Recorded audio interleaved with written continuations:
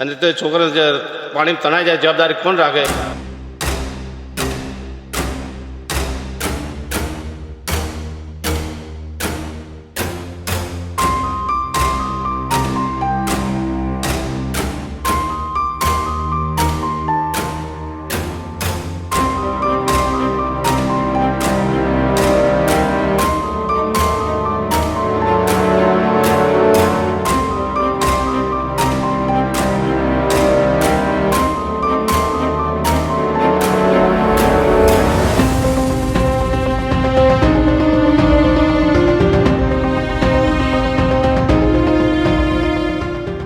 મારું નામ વાગડે મફાજી કાનાજી, માજી સરપંચ ખેડૂત ગ્રુપ ગ્રામ પંચાયતના.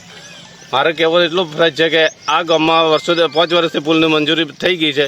2 વખત ટેસ્ટિંગ કર્યું છે તો હજી કામ ચાલુ કર્યું નથી. અને છોકરા સ્કૂલ જવા માટે વાલીઓ મૂકવા આવે છે અને તે છોકરા પાણીમાં તણાઈ જાય જવાબદારી કોણ રાખે?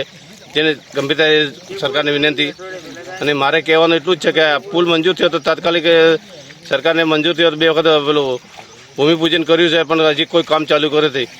આના માટે તાત્કાલિક લોકો મંજૂર કરીને કામ ચાલુ કરે એવું મારી વિનંતી. જય હિન્દ, જય ભારત.